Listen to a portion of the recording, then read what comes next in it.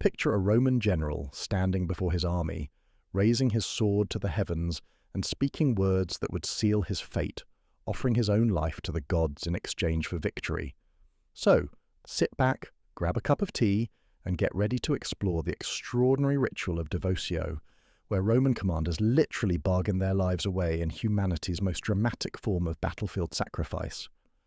We'll discover how this sacred formula turned military desperation into divine negotiation, witness the legendary sacrifices of the Decius family, and understand what these dramatic deaths reveal about Roman courage, faith, and their unique relationship with war. The year is 340 BCE. Roman forces face a massive Latin army near Mount Vesuvius in what would become known as the Battle of Vesaris. The consul, Publius Decius Mus, receives troubling omens.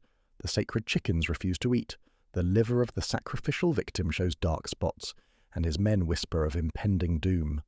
Rather than retreat or surrender to fate, Decius chooses a third option that would echo through Roman history for centuries. He would perform devotio, offering his own life to the underworld gods in exchange for enemy destruction. To understand devotio, we must first grasp how differently Romans viewed the relationship between warfare and religion. For them, battles weren't merely contests of strength or strategy. They were religious events where divine favour determined outcomes. Every army marched with priests, every battle began with sacrifices, and every victory required thanksgiving to the gods. In this sacred framework, devotio represented the ultimate religious bargaining chip, a commander's life offered as payment for divine intervention. The word devotio comes from devovere, meaning to vow or consecrate. But this wasn't a simple promise or dedication. It was a formal religious ritual that transformed the general from a military commander into a sacred offering, a living sacrifice who would carry enemy souls with him to the underworld. The Romans believed that by consecrating himself to the gods below, particularly Tellus, Earth, Manes, spirits of the dead, and the infernal deities, a general could ensure his enemies would follow him to destruction. The ritual itself required precise execution. A general couldn't simply declare his intention to die gloriously. He needed the presence of a pontifex, one of Rome's high priests, who would guide him through the exact formula. The general would cover his head with his toga in the manner used for sacrifices, place his hand beneath his foot in a gesture of submission, and recite the prescribed words that had been handed down through generations.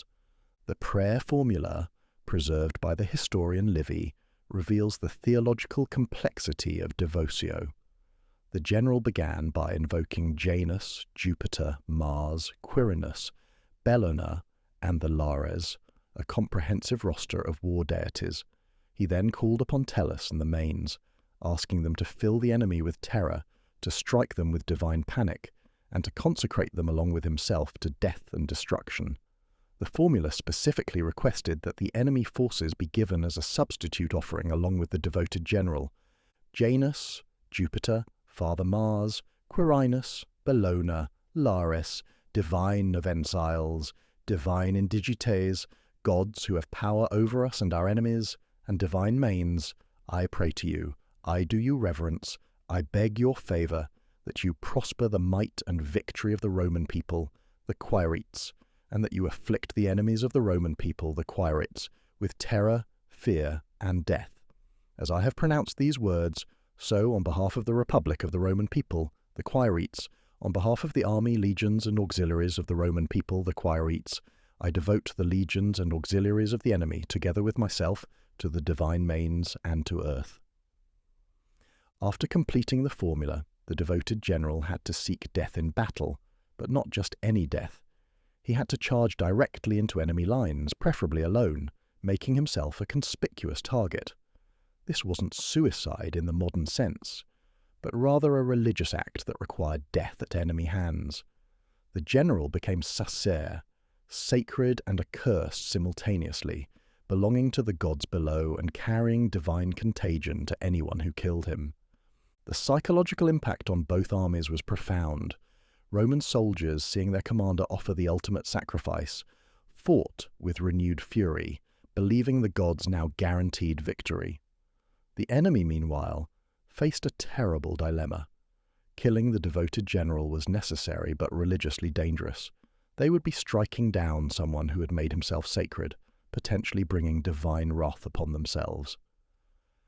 Many ancient accounts describe enemy soldiers actively avoiding the charging general, creating gaps in their lines that Roman forces exploited. The most famous practitioner of devotio was Publius Decius Mus at the Battle of Veseris. As the Roman left wing began to crumble under Latin pressure, Decius performed the ritual with the Pontifex Valerius. Covering his head and reciting the formula, he transformed himself from consul to sacrifice. Livy describes his final charge. He spurred his horse into the thickest of the Latin ranks, conspicuous among all fighters, both to human and divine sight, bearing with him terror to the enemy as if sent from heaven to expiate all the anger of the gods. The Latins, recognizing what had happened, fell into disorder. Some fled from the consecrated consul, others hesitated to strike him, and their line wavered.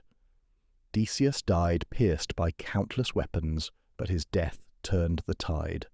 The Romans, inspired by their commander's sacrifice and believing divine favour now assured, rallied and drove the Latins from the field. The battle became a decisive Roman victory, cementing their dominance over Latium. What makes this story even more remarkable is that it didn't end with Publius Decius Mus. His son, also named Publius Decius Mus, inherited not just his father's name, but apparently his willingness to perform devotio. At the Battle of Sentinum in 295 BCE, facing a coalition of Samnites, Gauls, Etruscans, and Umbrians, one of the largest armies ever assembled against Rome, the younger Decius found his forces similarly pressed. The parallels were uncanny. Like his father, the younger Decius served as consul. Like his father, he commanded the left wing. Like his father, he watched his forces begin to buckle under enemy pressure. And like his father, he chose devotio as the solution. Having witnessed or at least heard detailed accounts of his father's sacrifice, he knew exactly what was required. The younger Decius had actually prepared for this possibility. Before the battle, he had instructed the Pontifex Livius to stay close, ready to perform the ritual if needed. When the moment came, he executed the ceremony with practiced precision, using the same formula his father had spoken 55 years earlier. His charge into the Gallic ranks recreated his father's final moments, and again, the effect was dramatic. The Gauls, already superstitious about Roman religious power, broke in panic when they realized what had happened. The psychological warfare aspect of devotio becomes clear in these accounts. The enemy faced an impossible choice: allow the devoted general to rampage through their ranks unopposed, or kill him and risk divine punishment. Either option damaged morale and military effectiveness. The very announcement that devotio had been performed could cause enemy formations to waver, creating tactical opportunities for Roman forces to exploit. Some sources suggest a third Decius Mus, grandson of the original, attempted devotio at the Battle of Asculum against Pyrrhus in 279 BCE. The accounts are fragmentary and disputed, but they describe Pyrrhus, aware of the Dacian family tradition, ordering his men to capture rather than kill any Dacius they encountered. This presents a fascinating countermeasure. If the devoted general couldn't achieve death in battle, did the ritual still function? The theological implications troubled Roman religious thinkers for generations. The ritual requirements for devotio were exacting and reveal much about Roman religious thought. First, the person performing devotio had to hold imperium, the religious and military authority to command. This typically meant consuls, praetors, or dictators. A common soldier couldn't devote himself, no matter how brave or desperate. The sacrifice required someone whose religious authority could bind both Roman and enemy forces to the contract with the gods. Second, the presence of a pontifex was essential. This high priest didn't merely witness the ritual, he actively guided it, ensuring every word and gesture was performed correctly. Romans believed that improperly executed religious rituals not only failed, but could backfire catastrophically. In the chaos of battle, maintaining ritual precision while preparing for death required extraordinary composure from both general and priest. Third, specific clothing requirements had to be met. The devoted general wore his toga pulled over his head in the manner called cinctus gabinus, an archaic style used for certain sacrifices. This visual transformation marked his transition from military commander to religious offering. Some accounts mention that he also removed his military decorations, approaching the gods as a pure sacrifice rather than a glorified warrior. The timing of devotio mattered crucially. It couldn't be performed preemptively when victory seemed possible through conventional means. That would be testing the gods' patience. But waiting too long risked the battle being lost before the ritual could take effect. The general had to recognize the precise moment when divine intervention became necessary, but was still possible. This required not just military judgment, but religious intuition. What happened if the devoted general survived the battle? This wasn't just a theoretical question. Ancient sources discuss procedures for this embarrassing possibility. A general who performed devotio but lived couldn't simply return to normal life. He had made himself sacer, belonging to the underworld gods. Some accounts suggest he had to live the rest of his life in religious isolation. Others describe substitute rituals where a large statue, at least 7 feet tall, they specify, was buried in his place to satisfy the underworld gods. The financial aspects of devotio reveal its formal legalistic nature.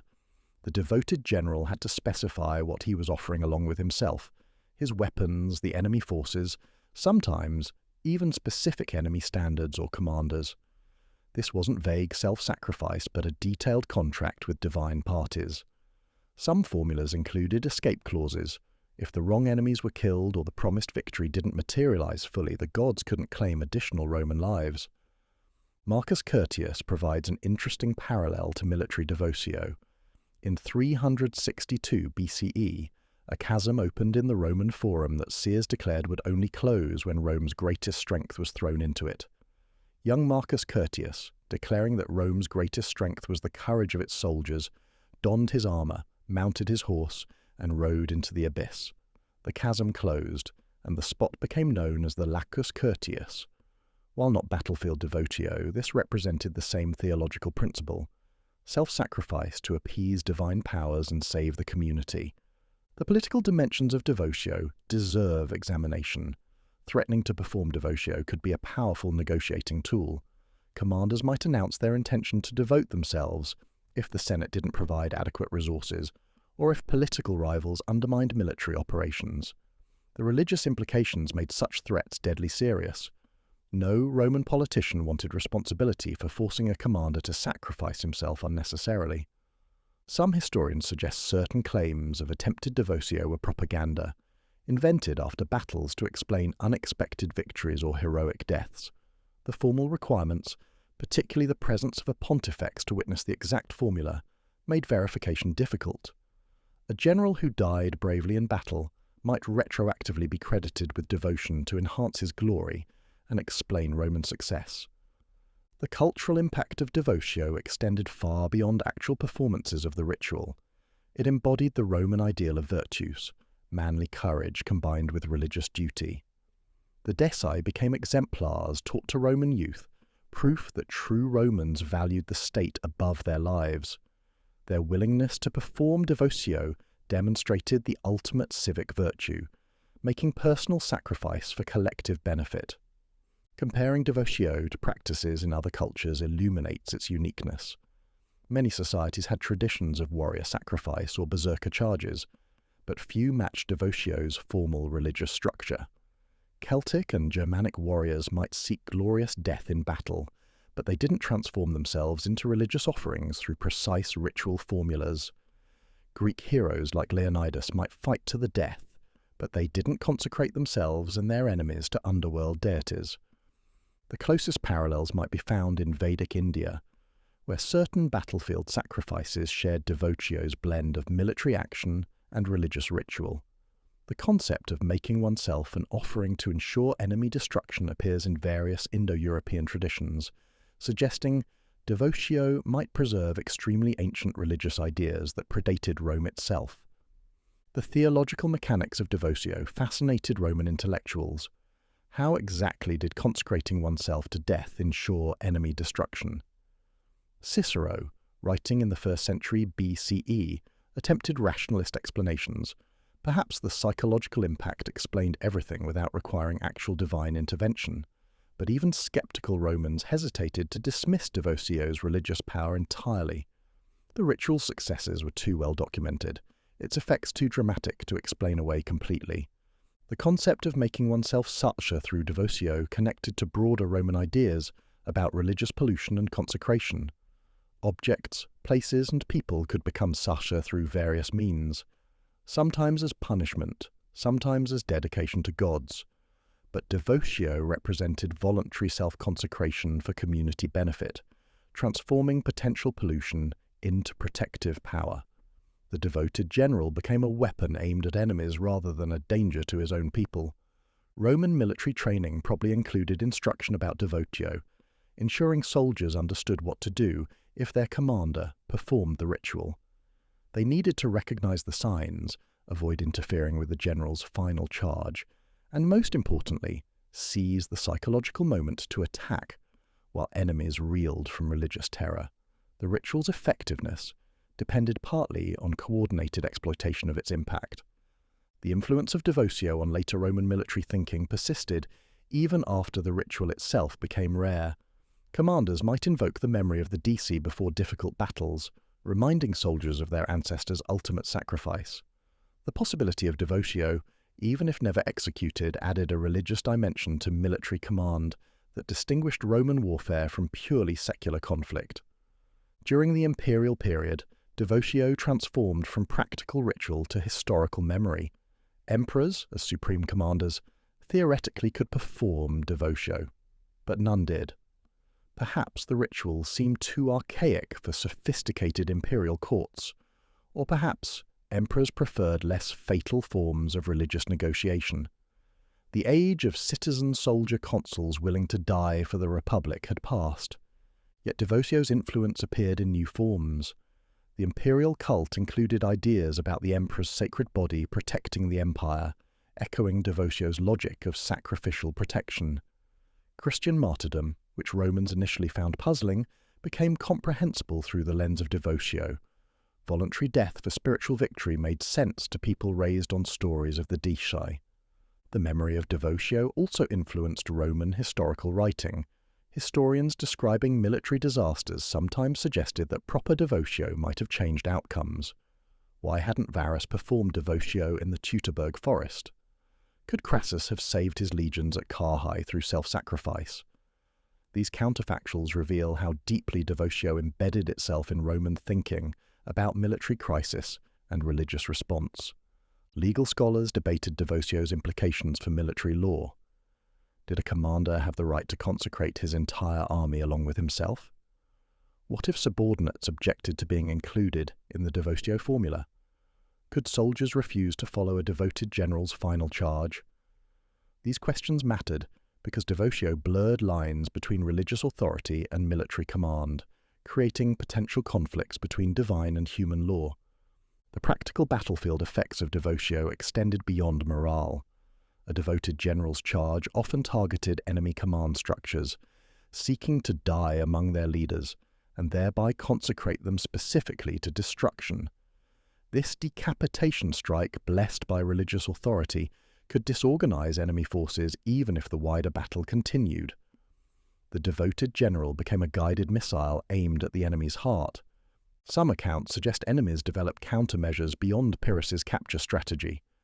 Spreading forces thin to avoid concentration around the devoted general, using missile weapons to kill him at distance, or even performing their own protective rituals might neutralize devotio's effects. But these responses themselves disrupted enemy battle plans, providing tactical advantages to Roman forces. The requirement for a pontifex's presence created logistical challenges. Military commanders needed to ensure priests accompanied armies, ready to perform not just devotio but other crucial rituals. This religious infrastructure, portable altars, sacred implements, trained priests, represented significant investment, but was considered essential for Roman military success. Devotio was just the most dramatic of many battlefield rituals requiring priestly expertise. Training a pontifex to perform devotio under battle conditions required special preparation. The priest needed to memorize the formula perfectly, maintain composure while combat raged around him, and potentially expose himself to danger by staying close to the general during the ritual. Some priests probably specialized in military rituals, becoming battle-hardened religious professionals who could function amid chaos.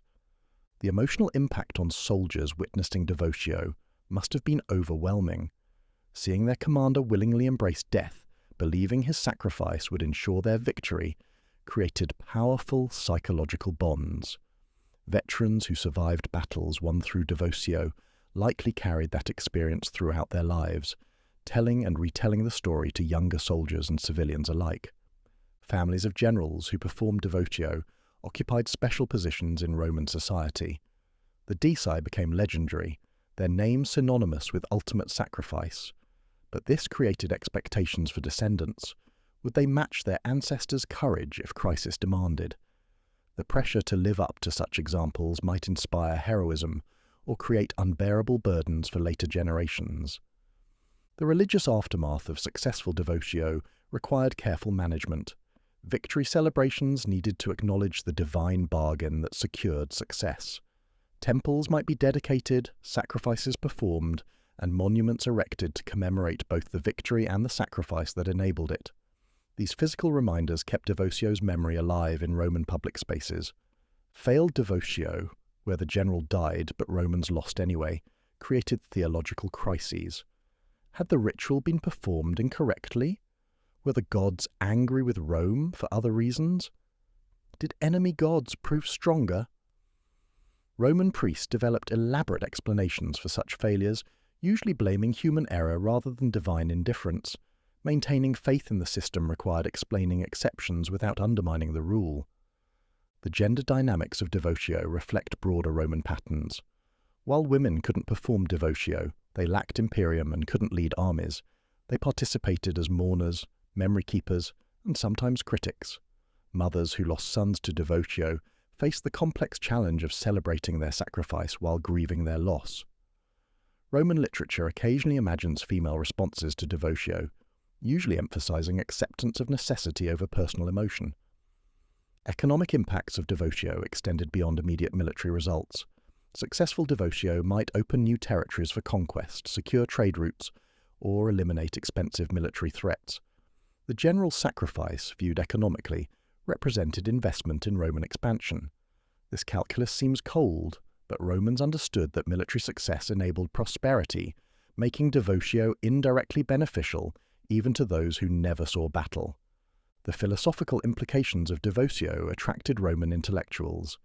Did the ritual prove gods existed and intervened in human affairs?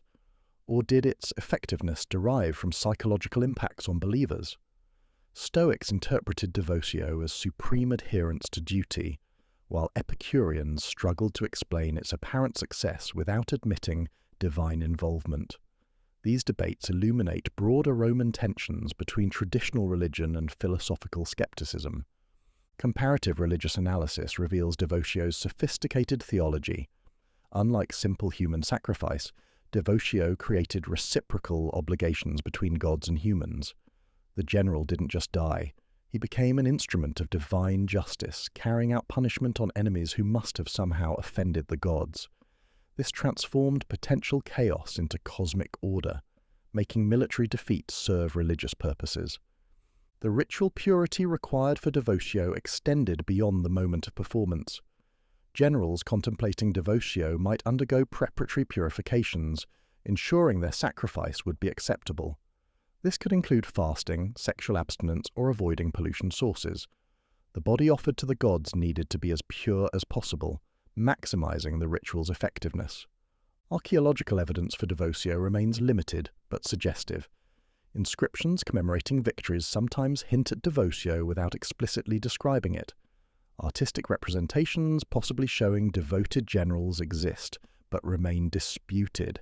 How do you visually distinguish devotio from other forms of battlefield death? The ritual's nature makes material confirmation challenging. Literary representations of devotio, shaped Roman cultural memory as much as historical accounts. Epic poets elaborated on the bare historical facts, adding dialogue, divine appearances, and emotional depth to devotion scenes.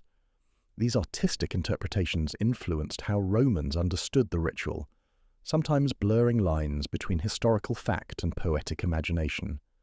The transition from republic to empire changed devotio's context dramatically. Republican commanders were citizen soldiers temporarily holding power, making their sacrifice philosophically cleaner. Imperial generals served permanent emperors, complicating the dynamics of self-sacrifice. Would devotio by an imperial legate honor the emperor, or challenge his authority by presuming to negotiate independently with gods? Mystery religions arriving in Rome during the imperial period offered alternative forms of salvific death that competed with devotio's logic. Mithraism, Christianity, and other cults promised spiritual victory through different kinds of sacrifice. Devotio's specifically Roman, military and public nature contrasted with these more personal, universal, and often secret religious innovations. The medieval reception of devotio stories reveals their lasting power. Christian writers sometimes compared martyrs to the Deci, finding parallels between dying for faith and dying for Rome. Medieval commanders occasionally invoked devotio-like concepts, though filtered through Christian theology. The ritual's core idea, voluntary death securing community victory, transcended its pagan origins. Renaissance humanists rediscovering classical texts found devotio particularly fascinating. Here was evidence of pagan virtue equaling or exceeding Christian sacrifice. Machiavelli analyzed devotio as effective state policy, stripping away religious elements to focus on political utility. This secular reading influenced early modern thinking about patriotic sacrifice and reason of state. Enlightenment historians struggled with devotio, torn between admiring Roman patriotism and dismissing religious superstition. How could educated Romans believe that ritual formulas and self-sacrifice actually affected battle outcomes? Various rationalizations emerged: mass psychology, coincidence, propaganda, but none fully explained devotio's recorded effectiveness. Modern military historians recognize devotio as sophisticated psychological warfare. The ritual weaponized religious belief, turning shared cultural assumptions into tactical advantages. Its effectiveness depended on enemies sharing, or at least respecting, Roman religious frameworks. Against culturally distant opponents, devotio might have proved less effective. Contemporary parallels to devotio appear in various contexts. Suicide bombers superficially resemble devoted generals, but important differences exist. Devotio required formal authority, specific ritual procedures, and battlefield context. The devoted general didn't target civilians and sought death in open combat rather than through surprise attack. These distinctions matter for understanding devotio's specific nature. The ethics of devotio raised challenging questions. Was it noble sacrifice or religious manipulation? Did generals have the right to consecrate enemies to destruction along with themselves? Modern just war theory struggles with devotio's blend of individual choice and collective consequence. The ritual challenges simple categories of heroism and fanaticism. Studying devotio illuminates broader patterns in Roman culture: the interpenetration of religion and warfare, the balance between individual agency and community need, the power of ritual to shape reality.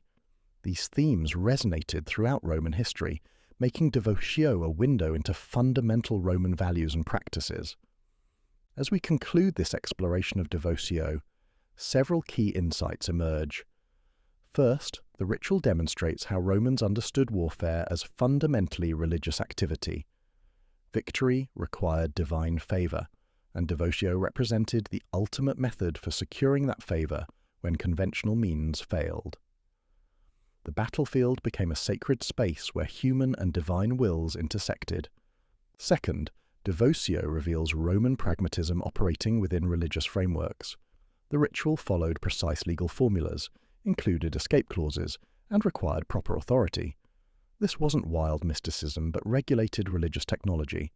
As carefully structured as any military manual or legal code, Romans believed in their gods, but approached them with lawyer-like precision. Third, the psychological dimensions of devotio show sophisticated understanding of morale and motivation. Whether or not gods actually intervened, the ritual's impact on human combatants was real and dramatic. Romans weaponized belief itself, turning shared religious culture into military advantage.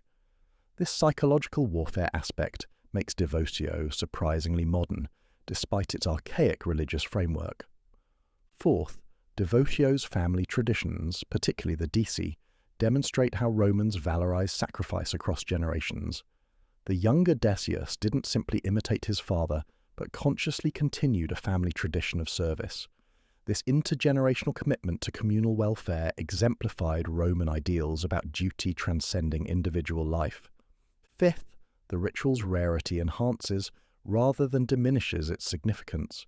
Devotio wasn't routine procedure, but extraordinary response to existential crisis. Its very exceptionalism made it powerful. Enemies knew Romans possessed this ultimate weapon, but couldn't predict when it might be deployed. The threat of devotio haunted every major battle. The story of devotio ultimately transcends its specific historical context. It speaks to universal human themes, the tension between self-preservation and communal loyalty, the power of belief to shape behavior, the ways cultures create meaning through ritual. The Roman generals who performed devotio faced the same fundamental choice confronting every generation. What values justify ultimate sacrifice? Whether we interpret devotio as religious truth, psychological manipulation, or cultural construct, its impact on Roman history remains undeniable. The Dici and others who performed the ritual shaped battles, inspired armies, and created legends that outlasted the empire itself. Their willingness to transform themselves into divine weapons represents one of history's most dramatic expressions of civic duty. In our modern world, where warfare increasingly involves technology rather than personal courage, and where religious motivations for violence often seem primitive or dangerous, devotio offers complex lessons. It reminds us that humans have always sought transcendent meaning in conflict, have always balanced individual life against collective need, have always created rituals to manage the unmanageable reality of death. The Roman generals who spoke the words of devotio and charged alone into enemy ranks made a choice that echoes across centuries. They decided that some things matter more than personal survival: their city, their people, their understanding of divine will. Whether we admire or question their choice, we cannot deny its power to move, inspire, and terrify across the gulf of time. As you finish this journey through the remarkable world of devotio, consider what values in your own life might inspire such commitment. Not that modern life demands literal self-sacrifice, but rather that the core question devotio poses remains relevant. What principles, communities, or causes command our deepest loyalty?